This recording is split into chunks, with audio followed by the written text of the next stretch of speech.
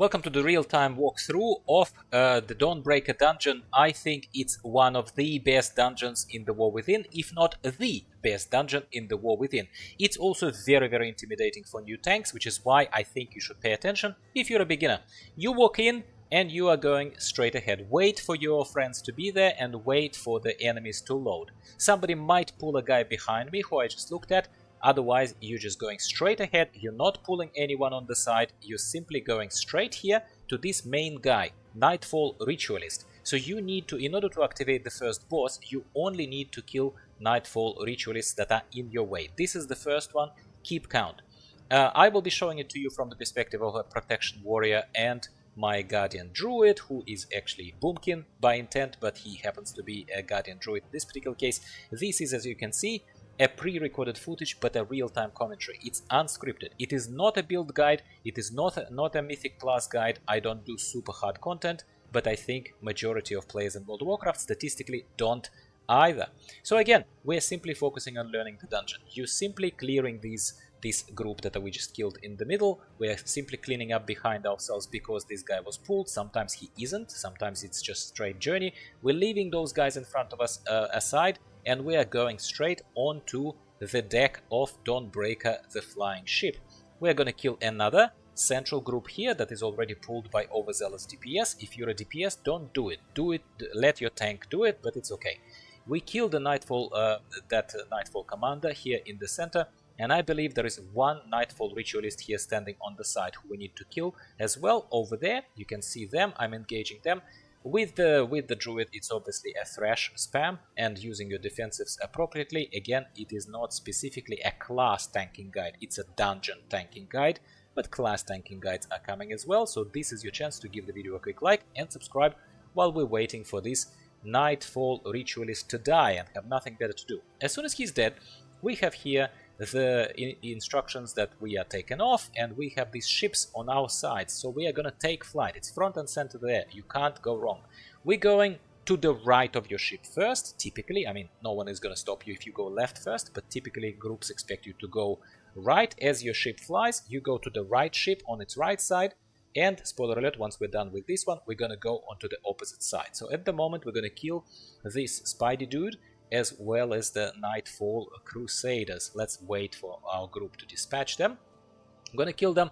Obviously, listen, you should use your interrupts. The dungeons, what I can say about each dungeon is that, of course, some of the classes are a little bit better at taking the damage face on, such as Protection Warrior, but meat sponges, like basically damage sponges classes such as the Druid, they are a bit less at deflecting the damage. That's why you need to out-heal the damage, absorb the damage, and interrupt as much as you can. Like I already said to you, we are again flying onto the opposite side. Now we dealt with this ship, now we flew there, and we're now dealing with this ship. Same thing, we killed them, and if you noticed there while I was talking to you, once the group is down, there will be like this explosive barrel in the middle of the ship, so you need to click on it, or your DPS clicks on it. As soon as the ship is burning, you're fine. So once again, we are going to very quickly dispatch of these guys, and then we are going to return back to the ship, to Dawnbreaker. So we're flying again, we're exploding that barrel. Yeah, thank you very much. I did it. And then let's fly back.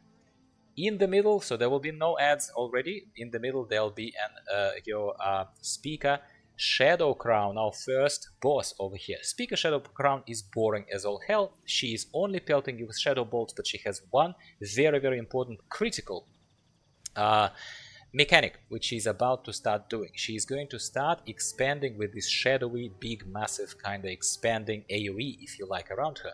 And you will be prompted to take flight. Not yet, but very shortly. So the UI is going to tell you, but in the hectic moment you might not notice. It's right now. Fly out, otherwise you're dead. You can see also these orbs of fire kind of being spawned for you very conveniently. Pick them up, otherwise the darkness is going to consume you, you're going to die. Also what they do is they're bursting this central bubble that the boss is protected by. Look over your shoulder, pick up those things, let the bubble burst, return back to the ship. As a tank, there is a lot more to do than others, but that's why we get paid the big bucks, and we're going to kill her very quickly. So it's a bit annoying how she's... it kind of almost, in my experience, it almost doesn't depend on the damage that you're doing, because almost when there is none of her health left, she's still doing the bubble the second time. So we probably could have killed her, but it's almost like she's pre-programmed to do that bubble at least twice. Same thing, pick up those orbs, very, very important practice, because for the next boss we're gonna need that practice very much so, and we're going to come back and finish her off unless she dies from dots. So she's dead, loot her, and then we're going to go down to town, so to speak. We're gonna look on the right of the map and gonna go down to town where there is a big Spidey boss. Do not land in the middle of town. Too many ads. Land on the side where I'm going. Land on the side. See how there is no one there. Like no one there. If your DPS are morons, which a lot of them will be, they will land kinda on the opposite side of the boss. So I'm here right now. Here is the boss. And they need to stand behind you. So these are smart people right now behind me, as you can see. But there will be one moron who will run onto the opposite side. And at some point, spoiler alert, he will be knocked back into the ads, which was perfectly avoidable. So stand on this side, behind your tank, stand there. As a tank, whichever class you are, have your charge ready. So this boss will now knock you back, and to make it easier for yourself, your healer and everyone else, you just charge straight back and you kind of fly back into him. I love doing it just more for optical effect, as well as I think this shows you as a pro tank, and it saves everyone a lot of trouble. Do you see how I'm tanking? There is no one behind me. Even if he knocks me back, I'm fine. It's just only if a DPS, if some moron DPS runs onto the other side, then they will be knocked into that patrolling Spidey guy that was there a minute ago. You will see him again. And other than that, charge back into the target, heal yourself. Oh, see, that's the moron friend over there who will just stand there and bang. And he will be knocked back, unfortunately for him, but that's not going to be critical for us. Other than this knockback, and other than being placed originally, this boss, in the middle of town, so if you don't know what you're doing, or you're overzealous or whatever, you're gonna land right in the middle of that town. You're gonna be absolutely knocked into some enemies, and that's gonna make things harder, especially if you are playing in Mythic or Mythic Plus. So avoid that. That's very, very easy avoidance. See, we pulled this ad, as I told you a little bit. I'm going a little bit ahead here in the commentary because I know what happens. And this gives me more time to be on topic with you rather than just rant on while we get rid of them. Know when to interrupt. Know when to stand your back towards something that will not let you get knocked back. And you will be really good. We really appreciate good tanks, appreciate good DPS, as well as good DPS and healers appreciate good tanks. I very much hope so. We're going to kill him. As soon as he's down, we're going to fly back. You're going to take a look around. You're going to take a look around for another flying ship. And we're going to see how I'm looking around. Oh, there it is.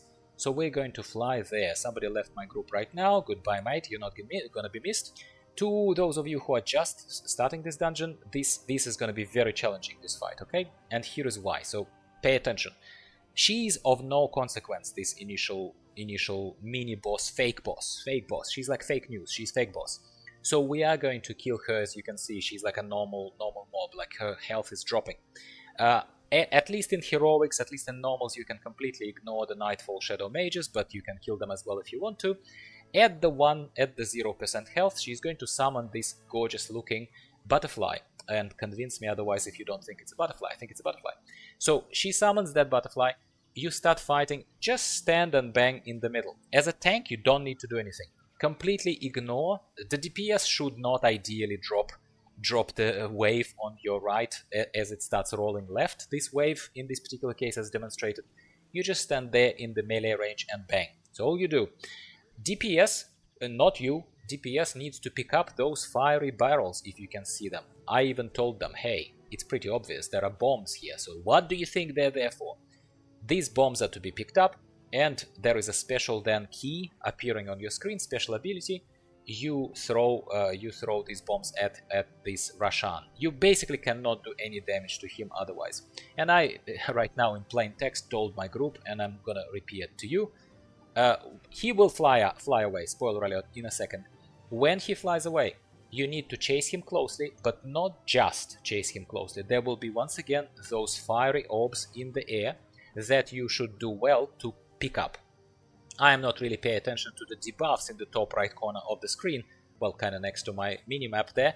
But basically, plain and simple, if you don't pick up those orbs as you're chasing Rashan, you will be consumed by darkness. So those orbs, either they're lighting your way if you're into the lore, or they are warming you up. I don't care what they're doing, but it's just a mechanic that needs to be done as you're chasing him. Pick them up, pick these orbs up as I'm flying. I'm doing my best, but not doing particularly great here. Otherwise you will die. and I'll demonstrate how it happens to you. There you go. So that's how it can happen if you simply did not pick up enough of those light orbs. Yes, it's a bit of a lol moment, but it happens to the best of us. So pick up the orbs and kind of, again, look over your shoulder, look towards where he's flying, don't lose the sight of him, chase him. Chase him, chase him, chase him, while picking up those orbs. You absolutely need to do it. Once he lands, you are in the clear, you just pick up the final orbs, you land in front of him, and you tank him for a little bit. I already told you that this particular Druid group is a little bit of a low DPS group, which is why I am with my rather low DPS on this particular Druid, relatively undergeared Druid too, and having lost 2 DPS of the group to that flight, which happens, yeah, we will just bank here for a little bit, and it's rather boring, so I may consider speeding it up for you in the background, maybe. But basically, Rashan, you don't kill him. He, spoiler alert, just gets bored of you, I would, with this kind of DPS, and he flies away. That's it. That's you gonna be done with this dungeon. It's a good dungeon. I really like it. I do like it. But at the same time, I will not lie to you that what prompted creation of this video, and a few days ago when the War Within just launched, and I first tried this dungeon, I did not know what to do. I did not know where to fly. It was a rather horrible experience. In fact, when I was initially thinking of recording this video for you, I wanted to label it as the worst dungeon. But now that I know where to go, and now that you hopefully, thanks to me, know where to go, I hope that you will agree with me. It's actually a fairly innovative, good mechanics, a lot of personal accountability for the players. It's not a brain-dead dungeon, which is what makes it good, as well as the aesthetics and everything else. As you can see, heaps of optional content. You don't need to pull every group, and I do believe that this hopefully helps you. If this helps you, like I already encouraged you a couple of times through this video, please give this one a like, first of all, to tell me that I'm doing something right and tell YouTube to show it to more people, and come back for more. More videos are coming, LFI is coming, raiding, other kind of stuff. We're going to be doing a lot of stuff in the War Within. Thank you for tuning in, I hope you enjoyed Dawnbreaker, and see you later. Bye for now.